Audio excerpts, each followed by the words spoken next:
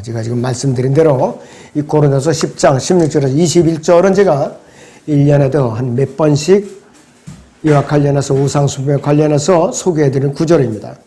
제목은 여러분들이 우상숭배의 죄 이렇게 정했습니다.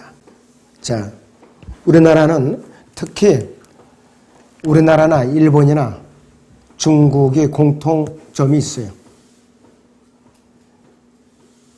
추석, 구정, 설날 이때 되면 온 민족이 들떠가지고서 우상 숭배에 정신이 팔려가지고서 전국이 아주 들썩들썩합니다. 아주 들썩들썩해요. 믿는 사람들이나 믿지 않는 사람 모두 정신을 차지하고 우상 숭배의 분위기에 휩쓸려가지고 하나님 앞에 죄를 짓게 바빠요. 너무나도 이런 현상이 극심하다 이거예요. 특히 불신의 가족을 만나는 순간에 우리 그리스도인들의 마음을 아주 아프게 하죠. 괴롭게 하죠. 슬프게 하죠. 무겁게 하죠. 평안을 빼앗아가는 조상에게 제사를 지내는 악습은 결코 하나님을 기쁘시게 할 수 없어요. 저 같은 경우는 예를 들자면은 저는 우리 아버님이 돌아갔을 때 절을 안 한다고 집안 어른들이 목을 짓눌러 가면서 그냥 강제로 절을 시키고 이런 일도 있었어요. 그런 이제 큰형님은 장자니까 절을 안 할 수가 없잖아요. 그때는 믿기도 전이고. 그러니까 저한테 이제 지팡이를 짚고 이제 절을 안 한다고 또 그냥 야단을 치고 난리를 치고 그런 적이 있었어요.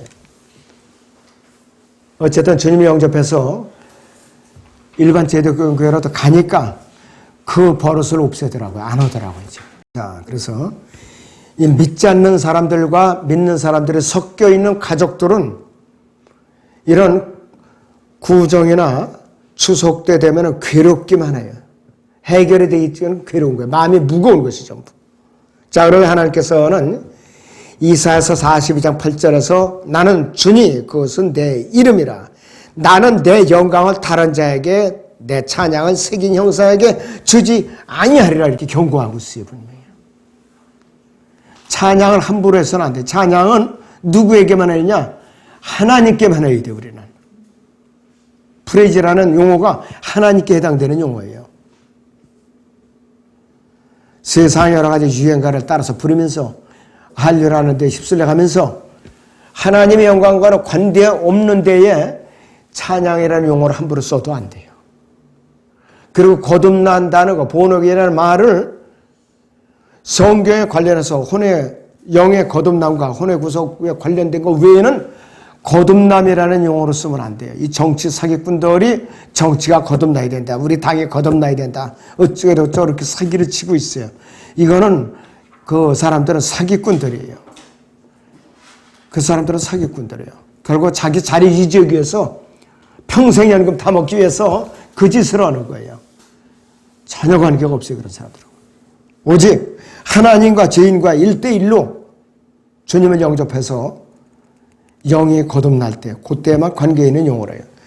수많은 관련 분야에서 거듭남이라는 용어를 도둑질에다 쓰고 있는 것이 현실입니다. 자, 첫째는 우상 숭배는 하나님을 거역하는 죄입니다. 하나님을 거역하는 죄. 고린도서 11장 27절에 있는 대로 그러므로 누구든지 합당치 않게 이 빵을 먹고 주의 이 잔을 마시는 자는 주의 몸과 피에 대해 죄를 짓는 것이라 이렇게 경고를 하고 있어요. 또 고린도서 11장 29절에서는 이는 주의 몸을 분별하지 못하고 합당치 않게 먹고 마시는 자는 자신의 저주를 먹고 마시는 것이기 때문이라. 여러분들 주의 만찬을 받을 때도요. 정결한 마음으로 받아야 돼요. 자기가 자백하지 않은 죄가 있어요. 그러면은 만찬에 참여하는 지체들이 주님의 한 몸이에요. 그런데 거기 불순물이 끼어 있으면은 그 만찬은 전체가 죄를 짓는 거죠. 전체가. 그렇기 때문에 자백을 하고 정결한 상태에서 만찬에 임해야 되는 것이에요. 대수롭지 않게 여기다는 큰일 나요. 왜? 그 몸 전체가 죄를 짓게 만드는 거예요. 그 만찬은 무효예요. 그만큼 무서운 거예요, 만찬도. 자, 그래서 이 두 구절과 고린도서 10장 16절을 살펴볼 때에 하나님과의 바른 관계에 있지 않으면서 주님의 몸을 분별하지 못한 채 잔을 마시고 빵을 먹는다는 것은 바로 자신의 저주를 먹고 마시는 명백한 죄악이고 주님의 몸에 대해서 죄를 짓는 것이에요. 그래서 고린도서 10장 16절에서 말하는 그리스도의 몸은 십자가에 달려 돌아가신 그분의 실제적인 몸이 아니에요. 찢기신 그 몸이 아니에요. 어떤 것이냐. 그리고 이 축복의 잔은 예수 그리스도께서 십자가에서 흘리신 문자 그대로의 실제적인 그리스도의 피라고 말씀하시지 않았어요. 우리가 떼는 이 빵도 십자가에서 돌아가신 문자 그대로 예수 그리스도의 실제적인 몸이라고 말씀하는 것이 아니라 이것이. 갈보리에서 흘렸던 실제적인 피는 땅으로 흘러내렸죠. 실제 땅으로 흘러내렸어요. 그래서 이 고린도서 10장 16절에서 이 축복의 잔은 그리스도의 피의 교제라고 말씀하고 있어요. 그리고 이 빵은 그리스도의 몸의 교제라고 말하고 있어요. 몸의 교제. 그래서 고린도서 10장 17절은 그리스도의 몸이 십자가 실제로 달리셨던 주 예수 그리스도의 실제적인 몸이 아니라 그리스도 안에서 주 예수 그리스도 안에서 형성하는 새롭게 태어난 몸을 가르치는 거예요. 영적인 몸이라 이것이 바로 주의 만찬은 그리스도의 피의 교제요 그리스도의 몸의 교제인데 주의 만찬에 참여하는 데 자신이 합당한가 여부는 전적으로 그 사람의 양심에 달려있는 것이에요. 아무도 몰라요. 그 사람이 양심에 달리니까. 어디 표시가 나요? 어디? 나 이렇게 자백하지 않은 죄가 있어 얼굴에 써져 있던가요? 모른다 이거예요. 자신의 양심에 달린 문제라 이것이요. 만약 자신이 합당하지 않다고 생각하면은 그는 먼저 자신을 성결하게 되죠. 먼저 자백을 하고 주의 만찬에 임해야 되는 것이요. 그래서 구원받은 그리스도인이라고 하더라도 다니는 교회에 어느 주의 첫날 주의 만찬을 갖기로 예정되어 있다 하면은 자신을 돌아보고 죄를 자백하고 예수 그리스도의 피로써 자신을 정결케 하고 진리의 말씀으로 자신이 주의 만찬에 합당한 마음으로 준비하고 참여해야 되는 것이에요. 그런데 이런 불순물이 가끔 섞여 있어요. 그냥 자백하지 않은 상태로 주의 만찬을 받아 마셔요. 참여해요. 더더군다나 거듭나지 않은 상태로 참여하는 사람들이 있어요. 이거 보통 심각한 문제가 아니에요. 그 만찬은 무효입니다. 고린도전서 8장 7절에서도 그러나 이 지식은 사람마다 있는 것이 아니기에 어떤 사람들은 우상에게 바쳐진 것을 알고 지금까지 우상에 대한 양심을 가지고 먹음으로 그들이 약한 양심에 더러워졌느니라 이렇게 말씀을 하고 있어요.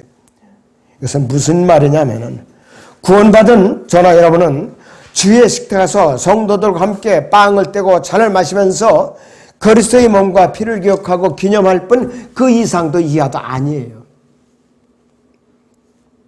육신을 따르던 이스라엘 백성은 그들의 제단에 참여했죠.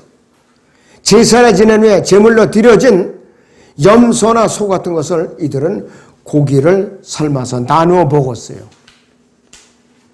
그런데 그들은 자신들이 하나님을 저버리고 금송아지를 만들어 놓고 벌거벗고 마시고 뛰놀던 가루에 3,000명이 즉사를 해버렸어요.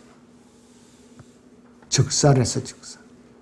신약에 와서 사도행전 2장에서는 베드로가 오순절 설교할 때 반대로 3,000명이 구원을 받았어요. 두 번째는 우상은 사실은 아무것도 아니에요. 고린도서 10장 19절 보면 그런즉 내가 무엇을 말하냐. 우상은 무엇이며 또 우상들에게 바친 제물은 무엇이냐. 그랬어요. 우상은 사람들이 손으로 만들어 놓은 것에 불과한 것이요. 생명도 없고 호흡도 없고 인격도 감정도 전혀 없고 느낌도 없는 것이에요. 사도 바울은 그래서 우리에게 우상들에게 바친 제물은 무엇이냐 이렇게 질문을 하고 있어요. 이 대답은 아무것도 아니죠. 우상에게 드려졌던 제물이라고 일부러 먹지를 않는다면 오히려 그 우상에게 대단한 것처럼 의미를 부여하는 꼴이 되어버리는 것이에요. 자, 시편 135편 15절에서 18절을 여러분들 보세요. 자, 이방의 우상들은 은과 금이며 사람의 수공물이라. 그것들은 입이 있어도 말하지 못하며 눈이 있어도 보지 못하고 귀가 있어도 듣지 못하며 그들의 입에는 아무런 호흡도 없도다.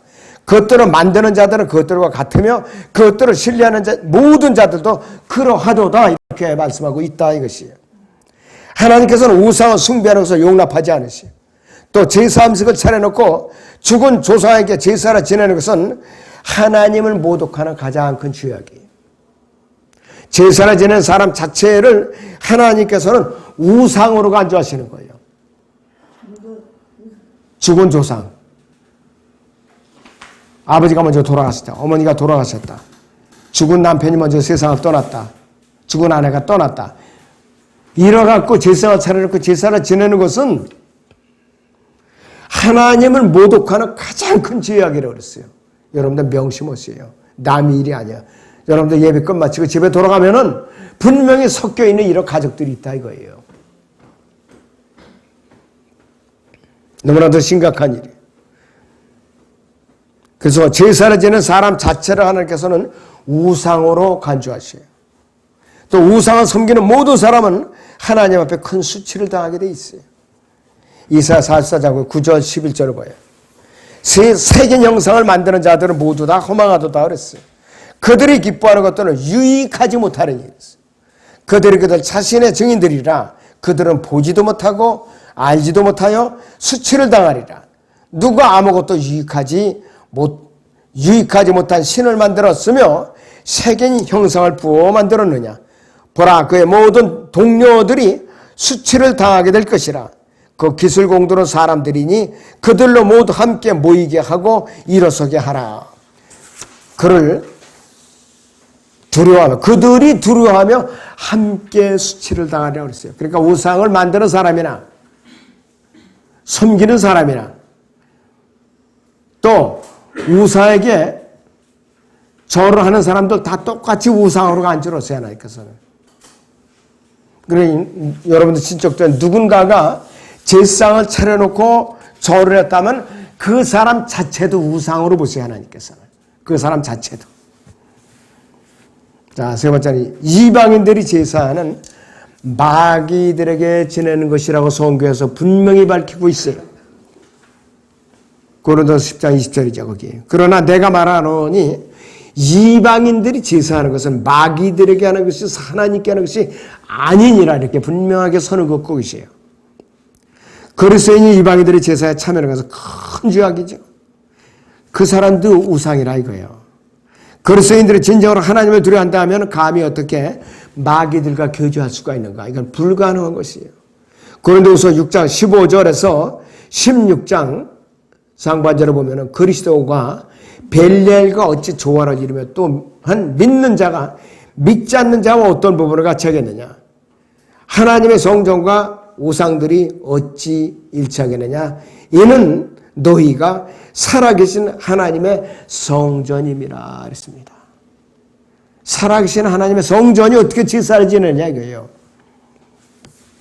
자, 그리고 마지막 네 번째는 그리스도인들은 마귀들이 제사에 동참할 수 없어요. 결론은 뭐냐? 동참해서는 안 돼요. 너희는 주의 잔과 마귀들의 잔을 함께 마실 수 없으며 너희는 주의 식탁과 마귀들의 식탁에 함께 참여할 수 없느니라 이거예요. 성경적인 결론이에요. 바로. 결국 이방인들의 제사는 마귀들과 교제를 나누고 있어요. 그리스도의 피의 교제는 그리스도의 몸의 교제와는 아무런 상관이 없어요.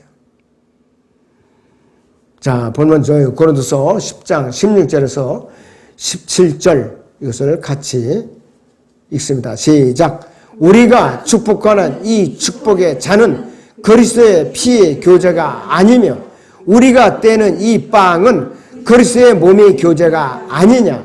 이는 우리 많은 사람이 한 빵이요 한 몸이기 때문이며 우리가 모두 그 한 빵에 참여하기 때문이라고 말씀하고 있어요.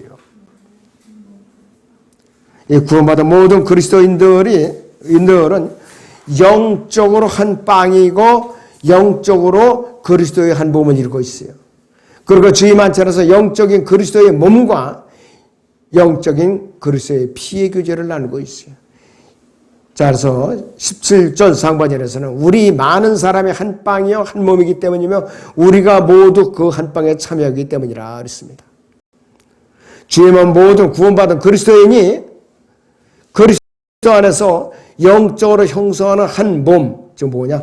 교회라 이거예요. 하나님의 몸이에요. 눈에 보이는 실질적인 빵이 아니에요. 실질적인 피가 아니라 이것이에요. 한 몸을 이룬 그리스도인들이 주의 만찬을 통해서 교제를 나눌 때 이에 참여하는 데는 모두가 정결하지 않으면 안 되는 거예요. 정결해야 되는 것이. 자백하지 않은 죄로 더러운 상태에서 그대로 있으면서 주의 몸의 교제에 참여하는 것은 주의 몸에 대한 모독이요. 주의 몸을 파괴하는 행위예요. 여러분들 주의 만찬 잘 새겨드리세요. 돼 앞으로. 이것은 주의 몸을 분별하지 못하고 교제에 참여함으로써 초래되는 필연적인 결과예요. 그래서 바울은 고린도서 11장 28절에서 사람이 자신을 살펴보고 나서 그 빵을 먹고 그 잔을 마셔야 하느니 이렇게 말하고 있죠. 신실한 그리스도인들은 이 세상 풍조를 따라 조상 숭배와 가문의 평안이 없어서 주의 잔과 마귀들의 잔을 함께 마시는 것과 주의 식탁과 마귀들의 식탁에 함께 참여하는 죄를 지어서는 절대로 안 돼요. 그런데 저나 여러분들은 믿음이 약할 때는 이렇게 참여해 왔었어요. 실제적으로. 근데 지금은 그렇게 해서는 안 되죠. 그래서 이 심판석에서 예수 그리스도께 어떻게 설명할 것인가? 두려움과 떨림으로 우리는 자신을 심각하게 살펴보고 그러한 사실이 만약에 있었다 하면은 주님 앞에 정말로 눈물로서 자백을 해야 돼요. 돌이켜야 돼요. 다시는 그래서는 안 돼요. 그리고 누가 제사에 제사를 드렸어요. 그러면 우리 그리스도인들은 기도하고 먹으면 거룩한 거예요. 기도하고 먹으면. 그런데 믿음이 약한 자가나 믿지 않는 자가 그거 제사 드렸던 음식인데 그럴 경우에는 먹으면 안 돼. 왜? 자신의 양심이 아니라 그 약한 자의 양심이 상하지 않도록 그때는 삼가하는 것이 좋습니다. 그런 경우에는. 그렇지 않은 경우에는 어떤 음식이든지 그래서 사도 바울은 고린도전서 이렇게 우리에게 당부하고 있죠. 시장에 내다 파는 고기는 묻지를 말라고 그랬어요. 그 당시에는 신전에 가서 여자 제사장들이 제사를 지내고 모든 고기들은 제사를 지내고 시장에 내다 팔았어요. 그럼 먹을 것이 없는 거예요. 그렇게 되면은. 그래서 양심을 위하여 묻지 말고 기도로서 거룩하게 되니까 편안하게 먹으라 이거예요. 그걸 여러분들이 분명히 구별을 하시기 바랍니다. 자, 기도하겠습니다.